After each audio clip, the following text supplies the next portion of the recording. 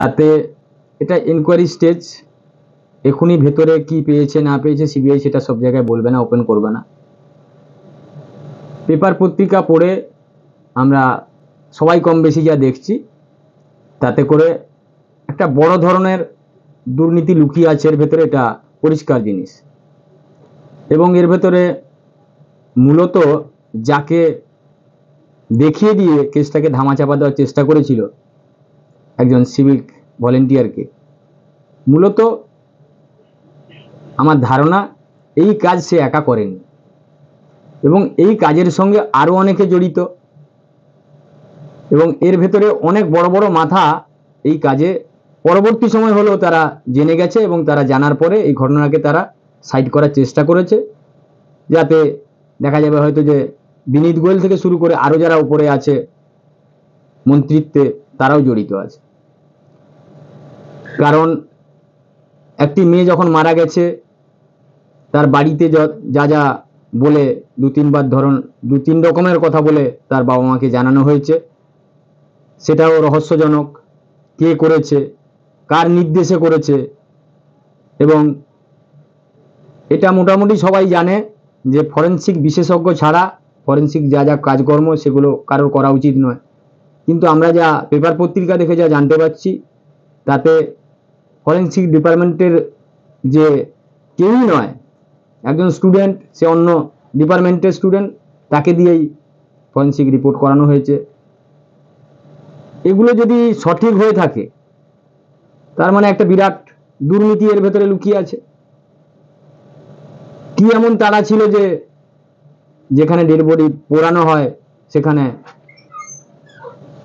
লাইনকে ওভারটেক করে বডিটাকে পুড়িয়ে দেওয়ার জন্য এত তাড়া কিসের ছিল? কাদের নির্দেশে, কার এত ইন্টারেস্ট যে এই বডিটাকে পুড়িয়ে দিলে, তার অস্তিত্ব না থাকলে তাহলে এদের সুবিধা হবে? এবং সবচেয়ে আমরা আইনের ছাত্র হিসেবে যেটা পরিষ্কার জিনিস, যে একটা পিএম রিপোর্ট, এটা একাধিক জাজমেন্ট আছে সুপ্রিম কোর্টের, যে সন্ধ্যের পরে আর করা যাবে না, কিন্তু এখানে দেখা যাচ্ছে যে তারপরে করেছে। বডি পুড়িয়ে দেওয়ার পরে দেখা যাচ্ছে যে এফআইআর স্টার্ট করেছে।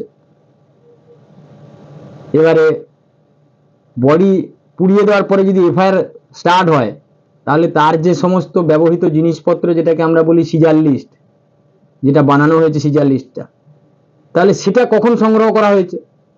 এরকম হাজার একটা কোশ্চেন এই কেসের ভেতরে লুকিয়ে আছে। সিবিআই আজকের প্রায় 15 দিন তদন্ত করছে, তার ভেতরে কি পেয়েছে, আরো কতদিন লাগবে, যত সময় না তথ্য প্রকাশ্যে আসছে তত সময় বলা যাবে না যে কি কি আছে, লুকিয়ে আছে। স্যার, এই ঘটনাতে দুটো জিনিস মানুষের সামনে আসে, সেটা হচ্ছে এক, সিবিআই এর দ্বারা কোনো ভালো ইনভেস্টিগেশনের সঠিক তদন্তে তদন্ত করে সিদ্ধান্তে পৌঁছানো যায় না, এরকম একটা বাইনারি রাজ্য সরকার তৈরি করেছে, এটা চালাচ্ছে। আরেকটা জিনিস যেটা হচ্ছে যে আপনাদের মতো যারা বিশিষ্ট আইনজ্ঞ যারা, তারা প্রত্যেকেই প্রায় বলছেন যে এটা একার পক্ষে ঘটানো এটা কাজ নয়। তো সেক্ষেত্রে কি বিচার ব্যবস্থা কোথাও চ্যালেঞ্জের মুখে, যে একার ক্ষেত্রে নয় কিন্তু আমরা সেই ততজনকে ধরতে পারছি না, এখনো সেই স্টেট অ্যারেস্ট করেছিল যাকে সিভিক ভলেন্টিয়ার, সে ছাড়া কেউ অ্যারেস্ট করা গেল না তাকে। তো এখানে কিন্তু স্টেট কোথাও একটা সিবিআই এবং বিচার ব্যবস্থার উপরে দায় চাপাচ্ছে, তো সেই জায়গাটা কি বলবো? রাজ্য সরকার তার বাঁচার জন্য নানান ছলনামূলক কথাবার্তা বলবে, এগুলো হচ্ছে বিভ্রান্তিকর কথাবার্তা, মানুষকে ভুল বোঝানোর জন্য এইসব কথাবার্তা বলছে। বিচার ব্যবস্থা কখনোই সমস্যার ভেতরে নেই, কারণ বিচার ব্যবস্থা, তার কাছে যে নথি আসবে তার উপরে দাঁড়িয়ে বিচার হবে। এখানে কঠিন চ্যালেঞ্জ হচ্ছে সিবিআই এর তদন্ত, কারণ সেই তদন্তের বহু তথ্য রাজ্য সরকারের পুলিশ তাদের যোগসাজশে নষ্ট করেছে ইচ্ছাকৃতভাবে। অতএব সেটা চেষ্টা করেছে, আমার ধারণা তাতে খুব একটা লাভ হবে না, ফলপ্রসূ হবে না। আর যেহেতু প্রাথমিক কিছু তথ্য নষ্ট করে ফেলেছে, সেই জন্যই ইনভেস্টিগেশন করতে সময় লাগছে। তবে তার জন্য এই যে অপপ্রচার যে সিবিআই কোনো তদন্তই সঠিকভাবে করতে পারে না, আজ পর্যন্ত রাজ্য সরকারের যে কজন মন্ত্রী জেলে আছে সবকটাই সিবিআই এর দ্বারা, এই ব্যাপারটাই সেই জন্যই তারা বারে বারে বলে সিবিআই কিছুই করতে পারে না। সিবিআই না থাকলে সবকটা নেতা মন্ত্রী বাইরে ঘুরে বেড়াতো। সিবিআই তদন্তের দ্বারাই তাদের শিক্ষা থেকে স্বাস্থ্য, রেশন, কয়লা, বালি, গরু চোরের যারা মাতব্য তারা সবাই জেলে ঢুকেছে সিবিআই ইনভেস্টিগেশন করে ছিল বলে। কোনো রাজ্য সরকারের পুলিশ এদেরকে অ্যারেস্ট করেনি। অতএব এইসব ভুলভাল যে বক্তব্য দিচ্ছে এরা মানুষকে বিভ্রান্ত করছে, আর কিছুই না। স্যার, এই যে রিসেন্ট যে বিধানসভায় যে বিল পাস করা হলো ধর্ষণের উপরে, তো সেখানে যে সংশোধনী বিল হলো, এটাকে আইন করার চেষ্টা চলছে, সেটা কতটা আইন করা যাবে সেটা আপনি বলবেন, আপনার থেকে জানবো। এবং পাশাপাশি এই প্রশ্নটাও তৈরি হচ্ছে বিরোধী এবং সাধারণ মানুষের মনে, যে তদন্ত তো দ্রুততার সাথে হবে, শাস্তি দেয়া হবে, কিন্তু তদন্ত করার প্রাথমিক দায়িত্ব যাদের, তারা যদি তদন্তটা সঠিক অর্থে না করে, তাদের এগেনস্টে কি শাস্তি হবে? অর্থাৎ পুলিশ যদি তদন্ত না করে সেক্ষেত্রে কি করা যায়, কি হবে, সে তার রিফ্লেকশন কি এই বিলে আছে বা এরকম কিছু আছে? এই বিলটা প্রাথমিক স্টেজে আছে। এই বিল, এইসব আজে বাজে বিল কেউ কোথাও পাস করবে না। এগুলো হচ্ছে আমার আপনার করের টাকায় বিধানসভা বসিয়ে টাকাগুলো নষ্ট।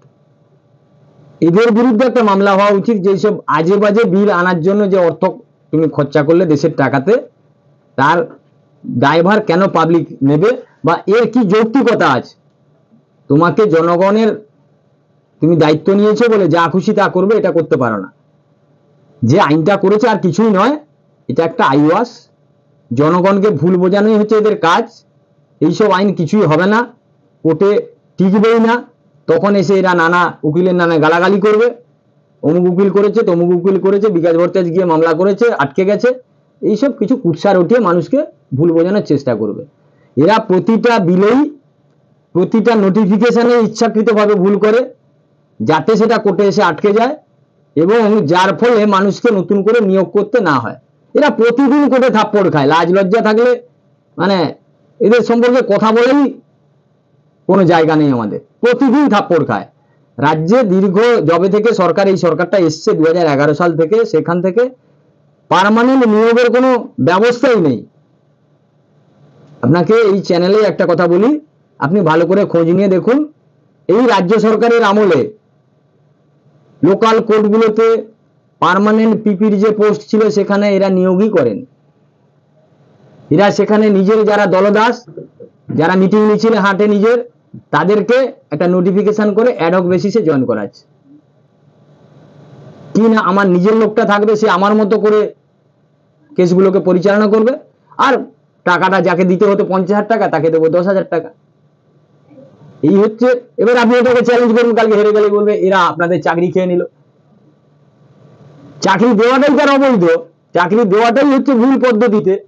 যেখানে তার দায়িত্ব ছিল আইন মেনে কাজ করা, সেখানে সে আইন মানবে না। আর আপনি যখন আইন নিয়ে কথা বলবেন, বলবে এরাই হচ্ছে গরিবের চাকরি খেয়ে নিল। এই সরকারটার এক সেকেন্ডে সরকারে থাকার কোনো অধিকার নেই। একে এক্ষুনি ফেলে দেওয়া উচিত। কিন্তু স্যার, এখন আরেকটা বিষয় দাঁড়াচ্ছে, এই যে যদিও আরজি কর নিয়ে কথা বলছি আমরা, কিন্তু এর পাশাপাশি স্কুল সার্ভিসের বিষয়টা তো মাথায় আসছে।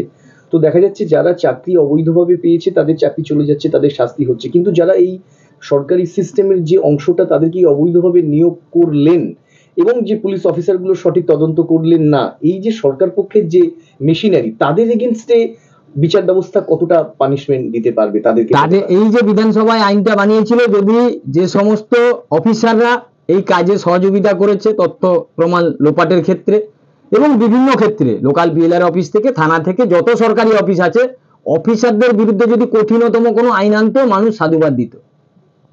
আমরাও সবাই মিলে সাধুবাদ দিতাম যে না, দেশটাকে সত্যি উনি ভালোবাসেন, দেশের সত্যি উনি মঙ্গল চাইছেন। উনি অফিসারগুলোর দ্বারাই সরকারটা চালান, ঘুষ খান। ওপেন মিটিং এ বলছে তোমরা যে যা নিচ্ছ না, তার একটা পার্সেন্টেজ আমাদেরকে দাও। সরকারের মুখ যিনি, তিনি যদি এই বার্তা দেন, তাহলে নিচের স্তরের যারা কর্মী, যারা আমলা আছে, যারা অফিসার আছে, তারা তো চুরি করবে। এটা তো স্বাভাবিক। এই আইন যদি উনি করতে পারতেন, যে সমস্ত অফিসার যাদের দ্বারা দেশ পরিচালিত হয়, তারা যদি সঠিক পথে চলে, তাহলে দেখবেন কালকেরই দেশ শান্ত হয়ে যাবে, উন্নত মার্গের দেশ হয়ে যাবে। তাদের দ্বারা যত দুর্নীতি হচ্ছে, তারা এলাও করছে, আর সরকার তাকে প্রচ্ছন্নভাবে মদত দিয়ে যাচ্ছে, কারণ তাদের দ্বারা তারা কমিশন নিচ্ছে। স্যার, এই যে উকিলরাও, আইনজীবীরাও আন্দোলন করছেন, কিন্তু আইনজীবীদের কাজটা তো হচ্ছে আদালতের এজলাসে বিচার চাওয়া কোনো অন্যায়ের বিরুদ্ধে। কিন্তু সেই আইনজীবীরা যখন রাস্তায় দাঁড়িয়ে বলছেন যে উই ওয়ান্ট জাস্টিস, তার মানে আইনজীবীরা রাস্তায় কার কাছে বলছেন উই ওয়ান্ট জাস্টিস? তারপরে কি কোথাও বিচার ব্যবস্থার প্রতি ফেথটা নেই বা কমে গেছে বা ভরসা পাচ্ছে না? না, এটা এই কোশ্চেনটা খুবই একদম গুরুত্বপূর্ণ কোশ্চেন। যে আপনি হয়তো দেখবেন যারা মামলাকারী হাইকোর্টে, সুপ্রিম কোর্টে, যে মামলার পরিপ্রেক্ষিতে এই অর্ডারটাও হয়েছে সিবিআই এর কাছে, প্রাথমিকভাবে যেহেতু তদন্ত চলছে, তাহলে আমরা সবাই খুশি, আমরা যেটা চেয়েছি সেটাই দিয়েছে।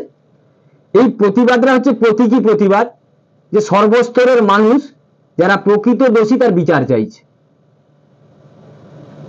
কারণ মুখ্যমন্ত্রী বিচার চাইছে, এটা আপনাকে বুঝতে হবে। আপনাকে যদি আমি বলি মুখ্যমন্ত্রী কার কাছে বিচার চাইছে, উনি তো নিজে স্বাস্থ্যমন্ত্রী, উনি নিজে পুলিশ মন্ত্রী, কাকে বোকা বানাতে চাইছেন? উনি কার কাছে বিচার চাইছেন?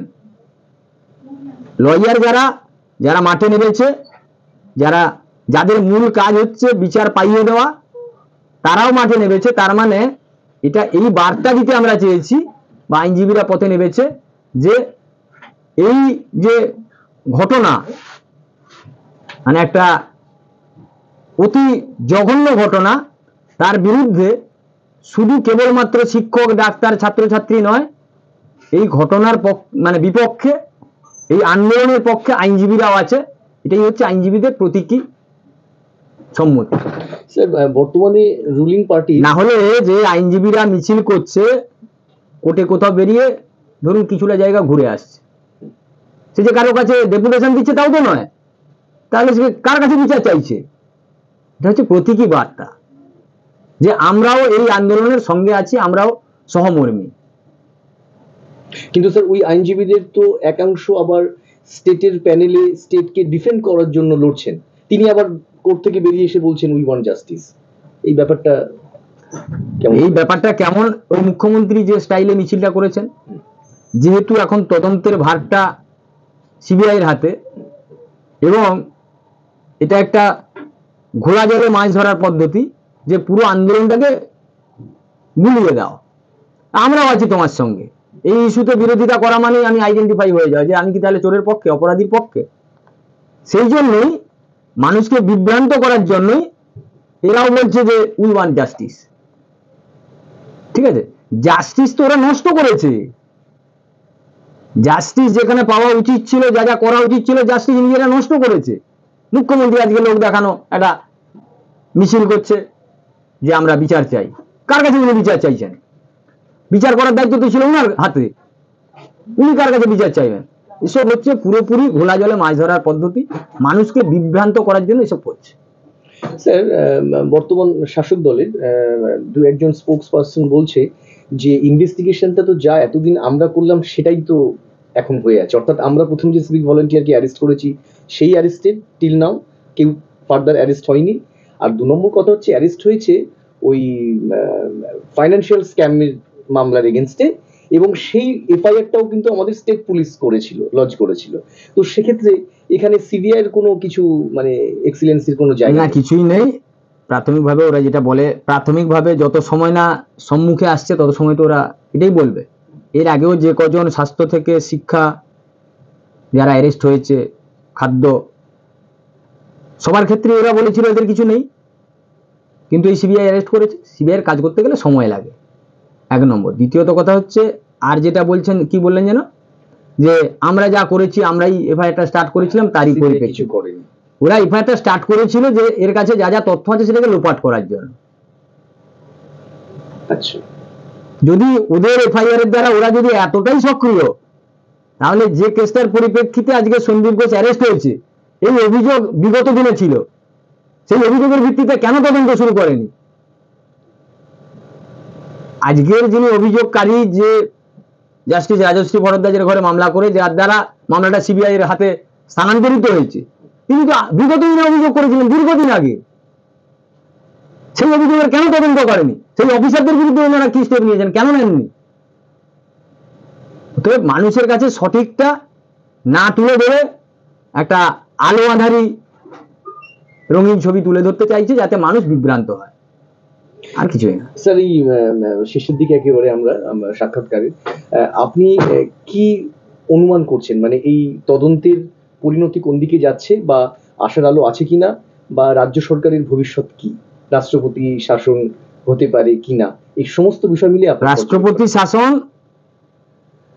চাইলে করতেই পারে, এটা কেন্দ্রীয় সরকারের ব্যাপার, কিন্তু আমার মনে হয় না রাজ্যের বিরুদ্ধে এখনই রাষ্ট্রপতি শাসন জারি করবে, কারণ বিগত দিনের ইতিহাস যা, তাতে রাষ্ট্রপতি শাসনের অভিজ্ঞতা ভালো নয়। সেখানে রাষ্ট্রপতি শাসন জারি হওয়ার মতো নয় বা হবে না আমার ধারণা। রাজ্য সরকার বলে কিছু নেই, এটা একটা উলঙ্গ সরকার, এর কিছুই নেই, নির্লজ্জ একটা সরকার। কিন্তু ক্ষমতার লোভে যতদিন ক্ষমতায় টিকে থাকা যায় ততদিন এরা থাকবে, নির্লজ্জের মতো থাকবে। আর আরেকটা কি বললেন, তদন্তের গতি প্রকৃতি কি হতে পারে? তদন্তের গতি প্রকৃতি নিয়ে আমি সম্পূর্ণ আশাবাদী, এর ফল আমরা পাবো। এবং স্যার কালকে একটা সুপ্রিম কোর্টের হিয়ারিং, কালকের হিয়ারিং আছে, আজকেরও ছিল, ডেটটা আবার 18 তারিখে রেখেছে মহামান্য প্রধান বিচারপতি ডিভিশন বেঞ্চ। তো সুপ্রিম কোর্টে আবার আছে, ওখানে রিপোর্ট দেবে। কতটা আশার আলো দেখছেন আপনি? আমি সম্পূর্ণ আশাবাদী, আমি এই মামলাতে সম্পূর্ণ আশাবাদী। এখনো মামলার কিছুই হয়নি, মাত্র শুরু হয়েছে। এত তাড়াহুড়ো করা কোনো ব্যাপার না, তাড়াহুড়ো করা মানেই মামলাটার ক্ষতি করা। তাড়াহুড়ো এরা করতে চাইছে এই জন্যই 2-1 জনকে ফাঁসিয়ে দিয়ে তাকে দিয়ে বাকিরা খালাস পেয়ে যাওয়া। এই কেসে কোনো একজনের নয়, কোনো একদিনের ঘটনা নয়। আর আরেকটা জিনিস আমি বলি, দুটো জিনিস যেটা হয়তো মানুষ, এটা কোনো জেন্ডারের জন্য ঘটনাটা ঘটেছে তা নয়। এখানে একটা ছেলে থাকলে সেও মারা হতে পারতো, বিগত দিনে ওখানে তাই হয়েছে, আত্মহত্যা বলে দেখানো হয়েছে তাকে এই আরজি করে ঘটনাতে। অথবা এটা কোনো জেন্ডার বায়াসের ব্যাপার না, বা একটা মহিলা বলি তাকে মেরে ফেলা হয়েছে, রেপ করে, তা নয়। এদের যে দুর্নীতি, সেই দুর্নীতিটা যদি কেউ জেনে ফেলে, তার প্রতিবাদ করে, তার ভবিষ্যৎ এটাই। অসংখ্য ধন্যবাদ স্যার। আমরা লাভ অ্যান্ড ইন্টারভিউজ চ্যানেলে কথা বললাম হাইকোর্ট ক্যালকাটা হাইকোর্টের বিশিষ্ট আইনজীবী অনিন্দ্য সুন্দর দাস স্যারের সাথে। নমস্কার।